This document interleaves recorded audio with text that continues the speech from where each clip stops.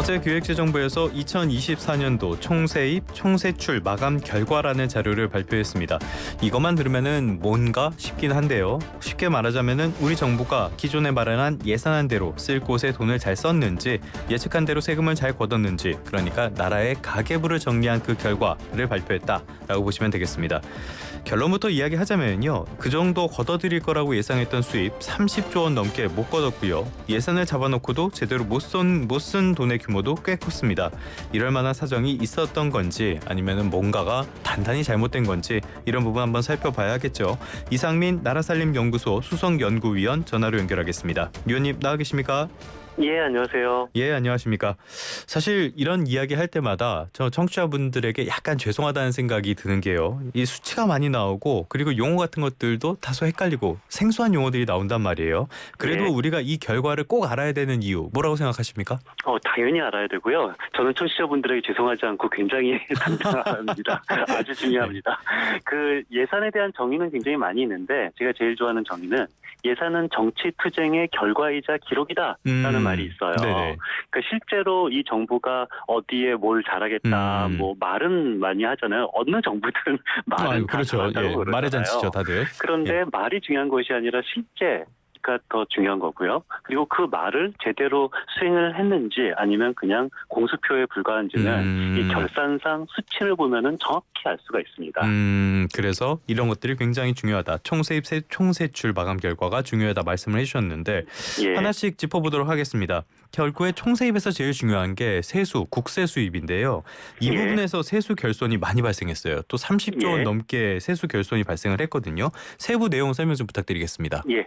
그 일단 세수 결손이라는 말의 정의부터 정확하게 해야 네네. 되는데요. 그 세수 결손은 예산 대비 얼마나 세금이 덜 거쳤냐를 세수 결손이라고 하는데요. 그러니까 우리는 저는 얼마 쓸 거다 계획을 했는데 그거보다 예. 세금이 덜 거쳤을 때가 세수 결손이다. 그렇죠. 예. 얼마 거둘 걸로 예측을 했는데 그 계획보다는 예측입니다. 세수는. 네네. 그 세출은 그 예상보다는 계획입니다만 세입은 계획보다는 예상인데 예상. 예. 한 400조 원 정도 거칠 것 같았는데 300조 원 거쳤다. 그러면 세수 결손이 100조 원인 건데요. 네네. 근데 저는 강조하고 싶은 것이 세수 결손도 중요하지만 더 중요한 것은 세수 감소라고 생각을 해요. 네네. 그러니까 세수 결손은 예산 대비 얼마나가 덜 거쳤냐고 세수 감소는 전년 대비 얼마나 덜 거쳤냐가 바로 세수 감소인데요. 예.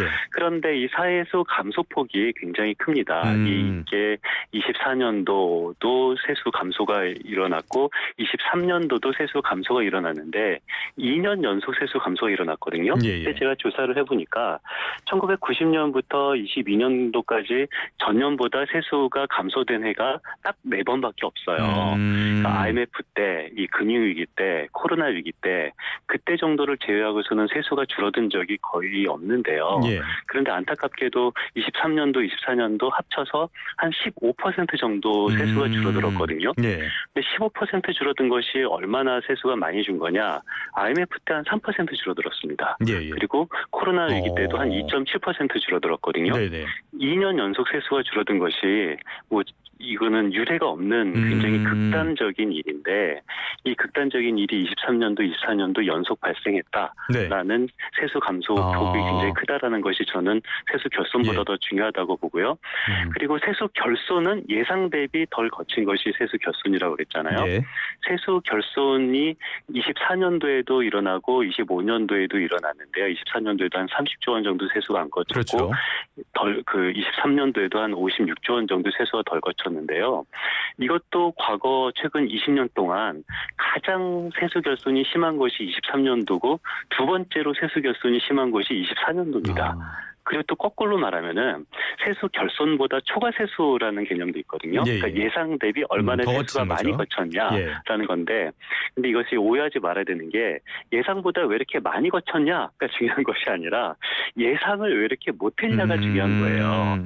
그러니까 제가 수입이 만약에 예상보다 더 많이 수입이 늘었다, 이건 꼭 좋은 거인 거잖아요. 수입이 는 건 좋은 거죠. 네. 세수가 많이 거친 것도 좋은 건데, 근데 다만 이게 세수가 많이 거쳤다고 좋은 것이 아니라 예상을 못했다라는 것이 이 초과 세수의 의미인 거고요. 예. 그런데 최근 20년 동안 초과 세수가 가장 심한 해가 21년도고요. 두 번째로 심한 해가 22년도입니다. 네네네, 그랬죠. 자, 4개년 연속 이 최근 20년 동안 가장 최악의 세수 결손이 23년도, 24년도고 최근 20년 동안 가장 최악의 초과 세수가 21년도, 22년도니까 21년도, 22년도, 23년도, 24년도가 얼마나 극단적인 초과 세수와 세수 결손이 반복된 해인지 알 수가 있는 거죠. 그럼 두 가지 점을 다 짚어봐야 될 것 같아요. 일단 첫 번째로는 예측이 최근 들어서 왜 이렇게 엉망이냐, 이걸 하나 짚어봐야 될 것 같고요. 그렇죠. 또 하나는 왜 이렇게 세수가 줄어들고 있냐. 어쨌든 경제는 성장세가 둔화는 했다고는 하지만 계속적으로 성장은 하고 있는데 왜 저렇게 줄어들었냐. 먼저 왜 이렇게 예측이 엉망입니까?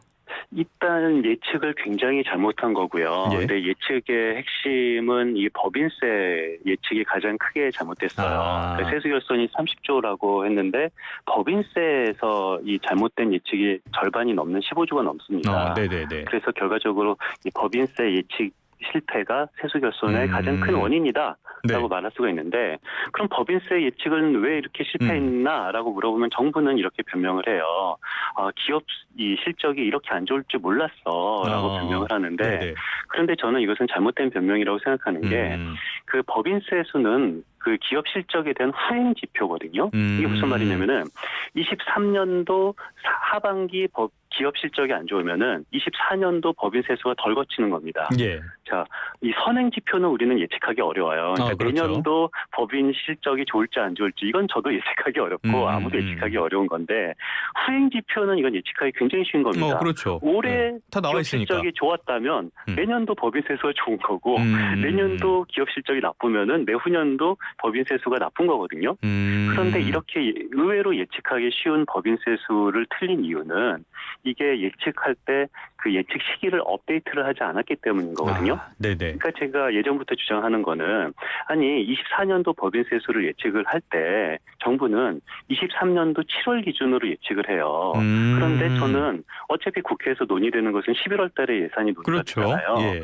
11월 달에 어차피 예산이 논의되기 때문에 10월 말 기준으로 업데이트를 해라. 저는 이거 롤링 포캐스트라고 표현합니다만 근데 이 10월 말 기준으로 업데이트를 하면 어떤 일이 벌어지냐면은 이 상장 회사 3분기 실적이 다 나와요. 그렇죠. 3분기 실적을 보고 다음에 법인세 수를 예측하는 것은 굉장히 쉬운 일입니다. 예. 그런데 이것만 하면은 그냥 이 10월 말 기준으로 업데이트만 하면은 충분히 법인세 수도 이렇게 틀리지 않게 예측할 수가 있는데 왜 그런지 모르겠는데 이 기재부는 말을 안 들어요. 근데 더 안타까운 거가 22년도 초과세수 때 그 기재부가 이 업데이트를 하겠다, 롤링 포캐스트를 하겠다라고 약속을 했거든요. 근데 자기가 약속한 것도 지키지 않고 이렇게 세수 결손을 23년도, 24년도 반복하는 걸 보면은 왜 자기가 업데이트하겠다라는 약속도 지키지 않는지 굉장히 안타까운 점에 있습니다. 관성이 남아있어서 그런가? 아무튼 3분기까지 보고할 수 있는 거를 2분기까지 보고할 이유가 없잖아요. 이런 면에서는 전혀 없죠. 좀 어떻게 개선이 필요할 것 같고요. 맞습니다. 또 하나 찾아볼 문제. 세수는 왜 이렇게 줄어들고 있는 겁니까? 뭐 두 가지 이유죠. 첫 번째 경기가 안 좋다. 둔화가 되고 있고요. 그리고 두 번째는 감세 영향인 거죠. 근데 정부는 감세 영향에 대해서는 인정하고 있지 않아요. 경기 둔화, 특히 뭐 해외 경기의 불확실성이 증대해 있다. 국내 요인도 얘기를 잘하지 않고 그 해외 경기 탓만 하고 있는데, 그런데 IMF 때만 하더라도 그 98년도 딱 그 세수가 3% 줄었거든요. 근데 IMF 같은 경우는 이 경제 성장률이 마이너스 5%가 넘었었습니다. 그렇죠. 그런데 23년도, 24년도는 마이너스 경제 성장은 아니에요. 최소한 경제 성장률이 높진 않지만 그 물가는 많이 증가하고 있습니다. 그런데 세수는 이 경제 성장률에도 비례 연관성이 있지만 물가 상승률에도 연관성이 있거든요. 그러니까 물가만 상승하면 세수는 증가하는 거고 물가는 크게 상승하고 경제 성장률도 그래도 플러스 성장하고 있는데 IMF 때 세수 결손은 마이너스 3%고 현재 23년도, 24년도 세수 결손이 아니라 세수 감소는 마이너스 15%로 극단적으로 세수가 줄어들고 있죠. 이거는 당연히 감세 정책의 영향이 있을 수밖에 정도로는 없다. 설명을 할 수가 없는 거고요. 그래서 두 가지 다 중요합니다. 경기 둔화도 중요하고 네. 감세 효과도 중요하고. 경기와 정책. 사실 뭐 처방이 정확해야지 진단이 정확해야지 처방도 정확하게 나올 테니까요. 맞습니다. 이런 부분을 정확하게 냉정하게 볼 필요가 있을 것 같고요. 예. 이번에는 세출 쪽도 한번 집중해 보도록 하겠습니다. 총 세출 분석, 돈을 얼마나 썼는지 이 부분인데 계획대로 잘 썼습니까? 계획대로 돈을 못 썼고요. 예. 이 불용액이 굉장히 많이 발생했어요. 불용액이요. 예. 그러니까 불용액이라는 것은 이 실제로 쓰지 않은 돈, 그러니까 예산에서는 쓰기로 했는데 예. 실제로 쓰지 않는 돈이 불용액이 20조 원, 24년도 발생했는데요. 24년도 쓰지 않는 불용액이 20조 원 발생했다는 것은 최근 20년 통틀어서 23년도를 제외하고서는 불용액이 가장 심하게 발생한 해가 작년인데요. 그것도 전년보다 조금 나아진 것뿐이네요. 그러면 정부는 전년보다 좋아졌다라고 주장합니다만, 네. 홍보합니다만. 그런데 최근 20년 동안에 최악의 불용이 23년도고 낙제생 둘이서 네가 잘났네 내가 잘났네 하는 꼴이죠. 예. 네, 맞습니다. 근데 저는 이 불용에 대한 의미를 정확하게 알아야 될 것 같아요.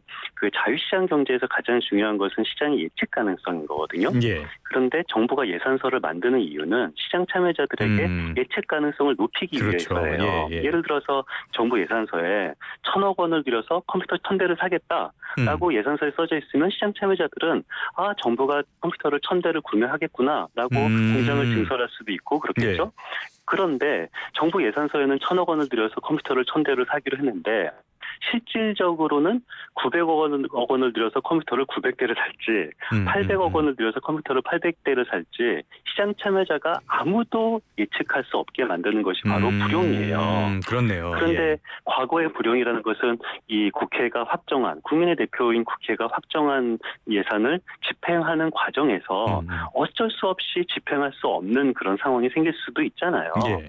그래서 어쩔 수 없이 발생한 불용이라면 23년도, 24년도 불용은 어쩔 수 없이 발생한 불용이 아니라 의도적으로 집행을 안 한 불용인 거거든요.